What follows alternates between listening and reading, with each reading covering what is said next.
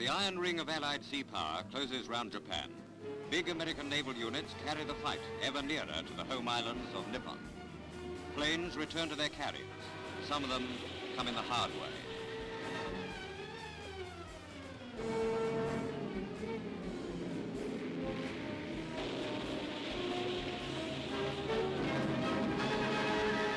Today, Japan is desperate. The American Pacific Fleet, backed by powerful British units, is taking fearful toll of enemy aircraft.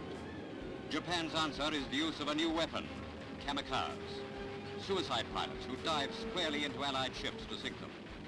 Japan's growing desperation is reflected in this fanatical sacrifice of pilots and aircraft in a crazy attempt to hold the Allies off. Jap newsreels in our hands take us inside Japan, revealing the story behind Kamikaze. The Japanese, long trained to blind obedience and worship of the emperor, teach their children that ceremonial suicide is one of the greatest acts of which man is capable.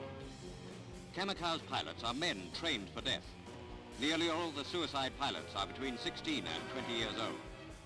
Celebrations are held to honor them when their training is finished. Prayers are said, and they need them, but they're already as good as dead. The prettiest geisha girls entertain them. Their pictures appear in Japanese newspapers as national heroes. Garbed in ceremonial robes, their heads are shaved except for a small patch of hair. During their last few days of life, they walk solemnly through the streets. They're ready for their mission of death. This is their big day. To cries of banzai, they prepare for their last flight, which may destroy an Allied ship.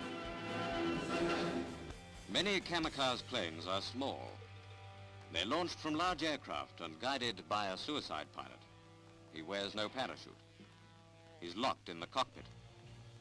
His plane is stripped of landing gear and detonates with a shattering explosion on contact. First pictures of these killer weapons come from Okinawa, scene of the bloodiest fighting yet in the Pacific.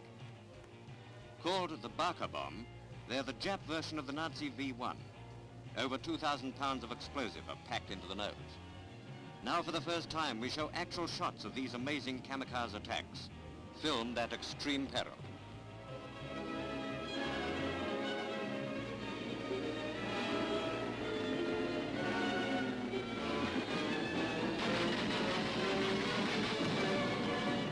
A near miss on a destroyer.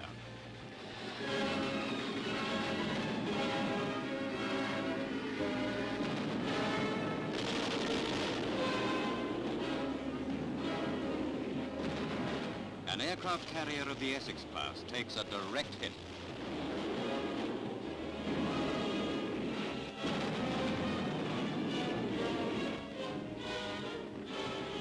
Firefighting squads rush to keep the inferno from spreading. Suicide planes come plunging to destruction from the cover of low cloud. Even though they're hit, they still come on. The vulnerable carriers are their special target. Only 10% ever get through the terrific screen of the outer ring of ack-ack fire.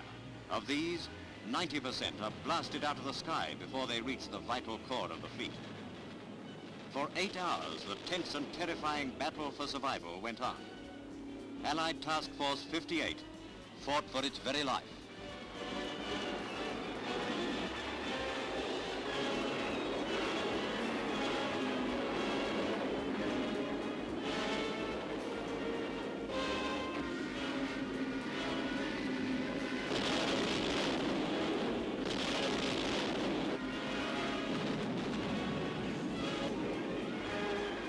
Kamikaze is costly for the Japs.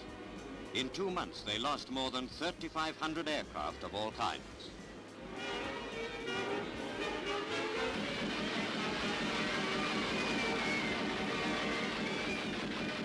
Famous American carrier, the Bunker Hill, is hit. A Kamikaze pilot plunged his aircraft squarely among the carrier's planes. The flight deck is a blazing hell. Other ships come alongside to help quell the flames. The hangar deck of the Bunker Hill was white hot from end to end.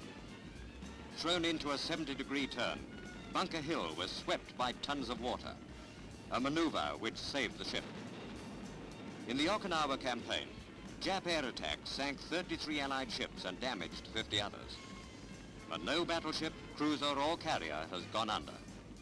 The Bunker Hill, like the Franklin, will fight again.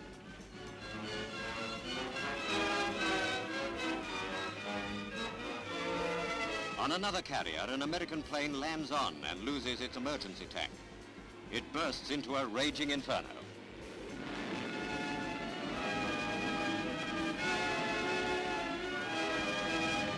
But the pilot is saved.